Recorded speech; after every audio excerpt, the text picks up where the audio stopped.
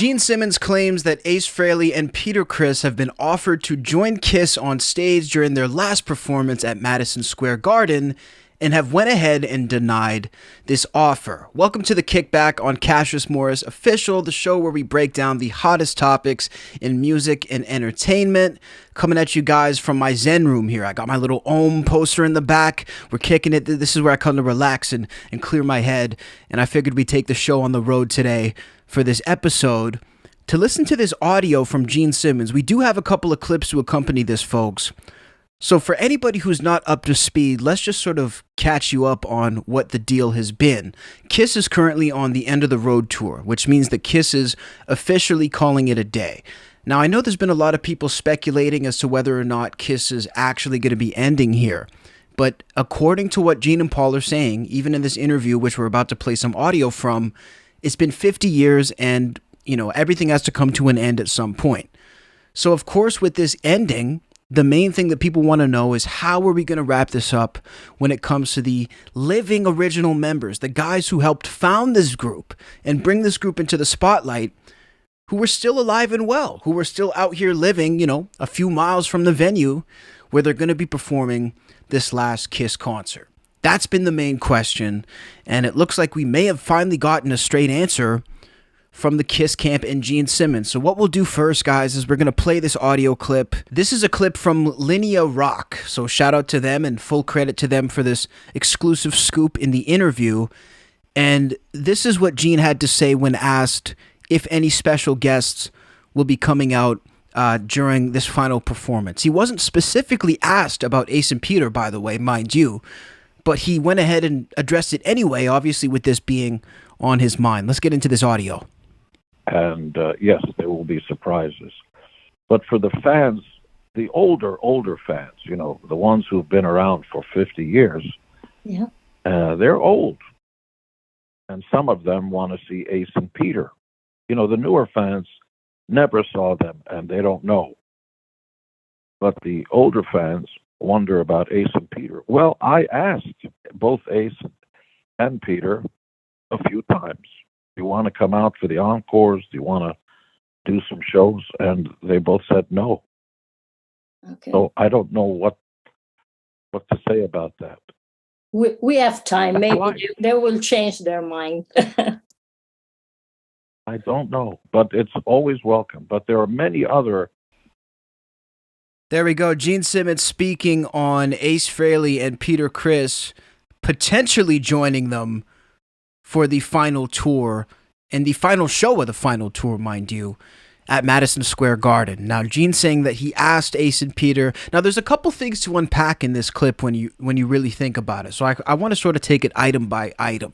The first thing that Gene says here in this clip is that, in his opinion, the newer and younger generation of Kiss fans, so I guess that might even include, people in the age range of myself, don't know who Ace and Peter necessarily are and don't particularly care to have them at these final shows, and that it's the diehard older fans who want Ace and Peter at these concerts.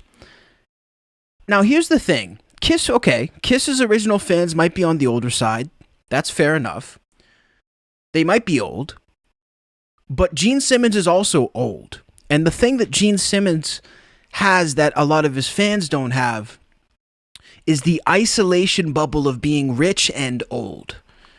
It's one thing to be old and be out here in the world in tune with what's going on. But when you're rich and old and you've been rich for 1,000 years and you've been insulated in Gene Simmons land, you don't necessarily know what's going on out there. So I don't think Gene Simmons really understands, first of all, technology maybe to the full extent that he could. But also, I don't think he understands the shelf life of all the footage that Kiss has. Kiss has so much footage, guys. I mean, when you look at all these bands out here and the archives and the footage and the different things that they have throughout the years, Kiss may have potentially the most extensive collection of videos and back catalog and different things for people to pore over and go over in so many different ways of media, to listen to read. They got books, they got DVDs, they got box sets. So for anybody who's a Kiss fan, especially in this day and age, especially in the age where all of the stuff I'm talking about is literally at my fingertips, guys, I can go and look at all the decades of Kiss, from Ace to Peter to Eric Carr to Mark St. John to the Unplugged tour to the reunion. And a guy my age, I'm 24 right here, right now. A 24-year-old dude walking down the street in today's day and age could very well know more about the Peter Criss and Ace Frehley era of Kiss than an older dude in his 50s. Because we have the access to know what we're talking about. So, Gene, you're 100% wrong on that. I will give Gene the credit that I think he's done a really good job through the years of staying fairly well in tune with what's going on out there. But you're definitely wrong on that point. The second point is, to build on that, is that the Kiss fans who are young, we are probably the ones who are the hungriest to see Ace and Peter live, because most of us never got the chance to see Peter and Ace live during their heyday. You got to remember, all these older fans, they've seen potentially the Love Gun tour, the Alive tour, the Kiss Alive 2 tour, the Dynasty tour. They've seen Peter Criss. They've seen Ace Frehley. I've never seen Ace Frehley. I've had the incredible opportunity to interview Ace Frehley, but I've never seen Ace Frehley live. I've never seen Peter Criss live. I never, ever in my lifetime have got to experience the magic of Kiss. The original Kiss. That's what I've experienced plenty of other. So I would be willing to say, Gene, that if you step out of your mansion gates from the gated community for a couple of minutes, Mr. Simmons, you may find that there are more people connected with your overall legacy than there are just people who come to the new shows. Because I know there's a lot of people who come. Nobody's arguing that Kiss isn't successful now. Okay, let's just make that clear. Nobody is making the case that Kiss is not a big entity as they are today. They absolutely are. They do great. For what they're trying to do and for how long they've actually been in the game, I think they do phenomenally well without Ace and Peter. But if you're going to end it, and these guys are alive and well, I always am going to go back to say I think you should have these guys involved. I think you're doing a disservice to yourself and the fans if these guys are not involved. So that's the first thing. Now, Gene also claims that he has asked Ace and Peter to come out a couple times, maybe for an encore, maybe for something like that, and they've said no. Now, I want to unpack this because I have a theory about why this is not connecting and why this isn't working. And we have some audio as well from Ace Frehley on the Eddie Trunk show. This is actually a clip from when I reacted to Ace on Eddie Trunk. We pulled a clip from that stream just to go back. But my theory is that this isn't going through because of financial reasons. Knowing these guys and their nature, the theory I have is that Gene probably called up,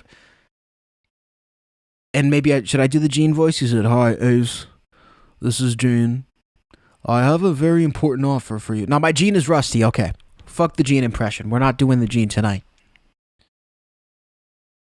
So, Gene probably called Ace and asked him if he just wanted to come up basically in good faith as something for the fans. And what I mean by that when I say as something for the fans is I mean he probably isn't offering to pay him. Okay? And that, I think, is the main issue. We're going to play this clip here from Ace on Eddie Trunk. But Ace has made it very clear. And again, let's get the clip now. Why? I don't really want to make you guys wait. Ace has made it very clear that he will not budge unless he is being offered hundreds of thousands of dollars. He said himself, it will be 6 figures to get him back on stage with Kiss. At least 6 figures, in the higher end of that. Look, it's rock and roll. It's a good time to be Ace Frehley, baby. Or maybe not, I guess, if they're saying no. Let's roll this clip here from Ace on Eddie Trunk. I'm going to try to get. I don't want myself in the frame reacting twice. I think once is plenty enough. So this was Eddie asking Ace, what are the chances of him being back? Is it 50-50? Is it what are the actual odds? This is Eddie Trunk. Of ever being on stage with Kiss again at 50-50? What would you say? It all depends on money. If I get a formal invitation with a check, I'll be there. But they've got to have deep pockets. Because they got to make the offer. Abuse, they're going to have to pay for it. And they've never made a formal offer. If they don't want to pay me, I won't be there, ladies and gentlemen. But I'm asking you, they've never made a formal offer to you at all, ever, about coming back for not. The only reason from what I understand, the shows are sold out. The only reason they sold out is they made innuendos that me and Peter were going to be there. They invited us. I wasn't invited. They lie all the time. Haven't they said we're inviting Ace and Peter to come up and play? Multiple times, or at least me? Multiple times, yes. Multiple times, okay. So people bought the tickets. But I haven't been given a formal invitation or given an offer monetarily. And there it is. That's, my friends, is what Ace means. Let's get a little round of applause for Ace. Really putting on a performance on the Eddie Trunk show. I don't... Look, it's rock and roll. That interview still baffles me to this day. The interview that he did that day. Mind you, this was recorded before the Gene Simmons interview that we just listened to. So, we're not saying Gene lied about the most recent offer. I doubt he's lying. I just think he probably called Ace and said, here's the offer. If you want to come and get back on stage with the band, come and do it. And then you can go home. We're not going to pay you a pretty penny. And as Ace said, guys, if he is not being compensated, he is not going to be there. Which, okay. Listen, first of all, I'm not going to try to say that Ace is wrong. I don't think anybody's wrong for what they expect for a job. So if Ace really feels like this is a job and he wants to be compensated for that, fair enough. I'm not going to say Ace is wrong for wanting to be paid. But I do think it's wrong when you just throw the whole thing away because you're not being paid, especially due to the fact that you are so rich already. Ace Frehley is doing very well. Ace Frehley is probably making, there's a lot of discrepancies about his licensing, and there's a lot of misinformation about Ace and Peter. The truth, at the end of the day, without overcomplicating it, folks, is that Ace and Peter make money hand over fist for Kiss still to this day, because the nature of which the agreements were that they gave their makeup away with retain them a lot of rights to make a lot of money for a lot of years moving forward. I would be willing to venture to say that Ace and Peter are probably clearing a good $2 to $4 million a year from Kiss. Easy. That's what I would say about these guys, which is, again, that's on top of what they make for anything else. Peter, as far as I know, is retired. He doesn't really do much of anything from what I understand. And Ace does his solo shows, which I'm sure he doesn't make nearly what he would make for a Kiss. I mean, I guarantee he doesn't make what he would make for a Kiss show on these solo shows. But the money they're making off Kiss, my point being, their money that they're making off Kiss is the money that somebody would make off a wildly successful show business career where they're busting their ass year round. They have that just as their entry level every year. So Ace, you don't need the money, my man. Like, you genuinely do not need the $100,000 or the $200,000. That would be a really nice amount of money to make. I want $100,000. Sign me up if there's another slot. You're not wrong for wanting $100,000. You're wrong for ruining the magic when you don't need that $100,000. That $100,000 would be life-changing for somebody else, and it's not going to affect your life in any way as Ace Frehley of Kiss. So it's disappointing, especially, again, after that last interview that Ace did, he proved that he doesn't really care about anything but the money. And look, I don't have a problem with caring about money. I would say I lean more towards a capitalistic mindset. I think if you can go out and get it, then go out and get it. There's nothing wrong with that. But when that's the only motivation, it kind of is gross to me. It's also a sort of a surprise to have this weird feeling that Gene and Paul somehow care more about the fans than potentially Ace does. I mean, Gene and Paul were always the ones that were painted as the greedy guys. They were the ones who were painted as the assholes and, this and that and the third. So I'm really not sure what the exact deal is with Ace and why he's being so stubborn. My sad prediction is going to be that we're just going to get a normal show, folks. I think at best we might get Bruce Kulick. I think a Vinnie Vincent appearance could be possible. I still maintain that a Vinnie Vincent appearance could be possible. I feel like, again, they care about the fans, but I think they care about the money more. And I think that they could make a lot of money if they brought more people out. But again, it's a double-edged sword because I'm not sure if they're really worried about that. That's the funny thing. For all the greed and for all the accusations that Gene and Paul have had of being sellouts and they don't care about the music, it doesn't seem like they're really selling out with this last show. They could make millions. Gene even said in this last interview that he was doing with this girl that they could have done 10 nights at the Garden and done different variations of the show and done all these different things and basically milked this to shit. But they just don't want to. I mean, what is this? When Kiss is actually coming out and making the humble artistic choice? This is absolutely mind-boggling to me. So let me know what you guys think about this down below in the comments. Gene Simmons claims that older Kiss fans don't know Ace Frehley and Peter Criss, don't care about them, and that they've been offered to come to the final show and they said no. Ultimately, I hope they change their minds. I'm like the girl who interviewed Gene. I hope they change their minds. I hope there's enough time for them to get their shit together. But of course, I want to know what you guys think. Let me know what you think about this whole situation down below in the comments. Billionaires Elon Musk and Mark Zuckerberg have confirmed their hand-to-hand combat fight, which will be coming up in a couple of months.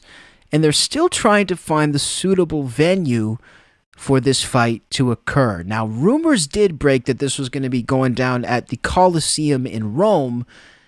And let me just say, guys, I didn't cover this story at all when it first actually came out 2 days ago because I honestly did not think this story was real. I've definitely learned that Elon Musk jokes a lot on Twitter, and I don't know if that's just his sense of humor, if that's just the way he is, or if he's a genius at coming up with provocative statements and memes and posts to trigger people and get people's attention. Whatever the case may be and whatever his methods are, I've basically just learned to take, especially Elon Musk's Twitter, with a grain of salt and not really take too seriously or believe anything he really says. So when I saw him tweeting about fighting Mark Zuckerberg, I completely obviously thought this wasn't real. But it turns out this is actually happening and Zuckerberg has accepted the challenge. Now, rumors did break on TMZ Sports that this was going to be going down at the Colosseum in Rome, with TMZ claiming that their sources reported that the Ministry of Culture in Rome reached out to Mark Zuckerberg, officially offering the Colosseum as a space. However, an update from TMZ Sports and the Ministry of Culture says otherwise. So this was the official statement from the Ministry of Culture in Rome. They said, quote, "There has been no formal contact from the ministry nor any written document. Even if the news appears tasty, it is unfounded."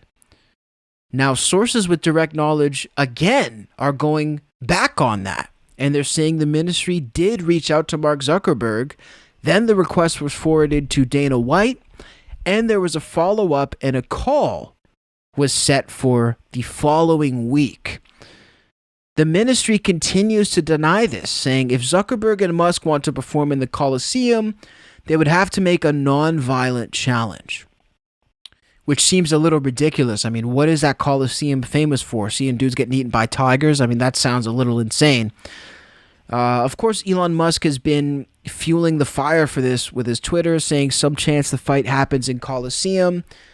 You know, at this point, I just hope to see this fight actually happen. But again, I'm not holding my breath. I really think Elon Musk is some sort of master troll. I don't believe damn near a word that comes out of his mouth if it's not talking about engineering or AI. I feel like everything he says that is not work related is just a joke. He's not serious, and I feel like he just sees life as a meme. He's like the god of Reddit users. It's like the final boss of Reddit users, but he's fucking immensely powerful. But aside from that, I don't know, man. This dude's shady. So, and again, no disrespect to him. I think Musk does some great things for the planet, but the guy says some fucking ridiculous shit. You know, that seems to be a common trend for a lot of the innovators in today's day and age.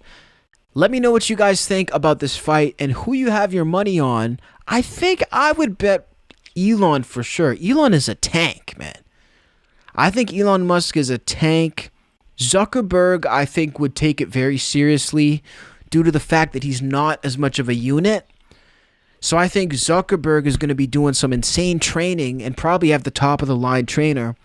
So this fight ultimately will be quite even, but I would have to ultimately put my cash on Elon just because I think he's physically more built and a little bit more intimidating. Let me know who you got your money on down below in the comments. Comedian Pete Davidson has been admitted to rehab for PTSD, anxiety, and borderline personality disorder. Now, this report came from Page 6, with sources close to Pete Davidson revealing that he had checked himself in for rehab. Now, I gotta be honest, man. I don't know what this move is about the announcing that you go to rehab. I don't really understand that move because I don't see how it's supposed to help you. If you're a celebrity who does projects like Pete Davidson, you do TV shows, you do movies.